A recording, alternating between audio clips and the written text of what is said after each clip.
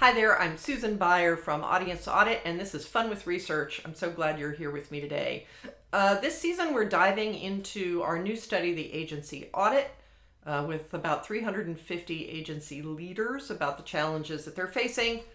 And our goal has been to try to understand how some agencies have resilience that others lack around certain key challenges. So our first step was just really understanding what those challenges were for agencies. And we learned a lot, quite frankly. If you saw the last video, we saw top two box issues around client awareness of how much work is being done to support their efforts on part of the agency, agency marketing itself, thought leadership, those kinds of things, and then workforce management, keeping, finding, affording the staff that we need.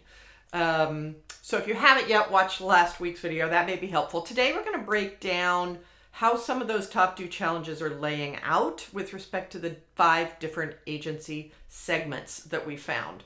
So let me switch my screen here. And there we go. Okay, so when you look at the challenges that respondents cited for us, what we did was ask them to rate how severe these challenges were for them. Top two box, which is what we're showing here, is the folks that gave a 5 or a 6 on a 1 to 6 scale for these ratings. So this is the percentage, not of people having these challenges in their agencies, but of those saying these are really critical challenges. And there are some really interesting findings when we look at this by segment. So at the top here, the first one you'll see is prioritizing agency marketing efforts. That was a challenge that was cited by almost 60% of our respondents overall. It's a big challenge for a lot of agencies, but I want you to look at the difference between the segments. So over here's our legend. We have our thought leaders, our staffing strugglers, change seekers, cobbler's kids, and our loyalty builders. And let's just look at this top set of bars here, prioritizing agency marketing efforts. One of the first things you will notice is that that green bar, which is what we call the cobbler's kids agencies, 85% of that group, 65% of that group is top two box for saying that that is a challenge for them. And that far outstrips what we see from anybody else. But you will also notice the blue line at the top, which is the thought leader segment, only 18% say that is a key issue for them. So that's a huge swing. And we really do see the blue box at the top and the red box at the bottom with lower scores than we see for the 3 segment types in the middle, for the 3 agencies in the middle. And this is a pattern that we're going to see as we go through this research.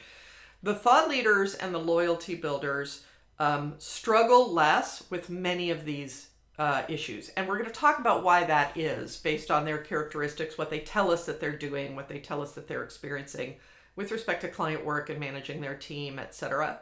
But this is a pattern we'll see over and over again. Salary levels, this was something that folks were really worried about in our study. The problem may have eased to some extent, but most of the agencies I know are still dealing with high demands for salaries on hiring, but also for raises and bonuses and stuff like that from their teams.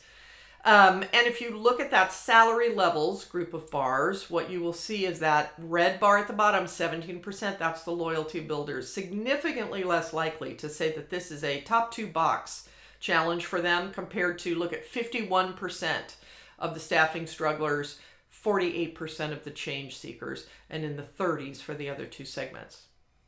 Third group, competitive advantage or differentiation on the part of the agency. Wow, 1% of the thought leaders say this is an issue. That is off the plate of concerns for them. This is not something that they worry about, and you're going to see why, and why we named them thought leaders. They are very intentional about marketing the agency and achieving this competitive differentiation. But look at everybody else. We see in the thirds for top two box challenge for competitive advantage or differentiation from our staffing strugglers, our change seekers, and our cobbler's kids. And then the loyalty builders, relatively low at 13%. Now, they're not at the thought leader level, but they really are struggling with this much less than other agencies. Reputation as a thought leader among ideal prospects. Again, we see the same thing. Only 1% of thought leaders say that's an issue for them. Everybody else is running from 17 to 35% or so as a top 2 box challenge for that item.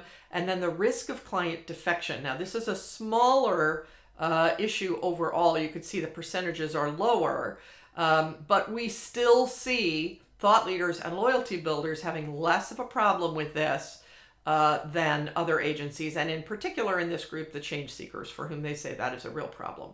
But there is something going on with segment 1, the thought leaders, and segment 5, the loyalty builders, around challenges. And what you will see as we talk in future weeks is why you see these differences, what that means for the resilience of these segments in terms of agencies, and how, for example, thought leaders are getting this concern off their plate with respect to prioritizing their marketing efforts and building a reputation and having a competitive advantage, right? And how are loyalty builders really tackling this issue of both salary levels as well as risk of client defection. And there's some real clues in there for us as agencies to follow in terms of how to become more resilient and, in fact, build an unbeatable agency for ourselves. So tune in next time. We will be talking about a lot more of this. And I'm very happy that you're here with us on Fun with Research. We'll see you next week. Bye.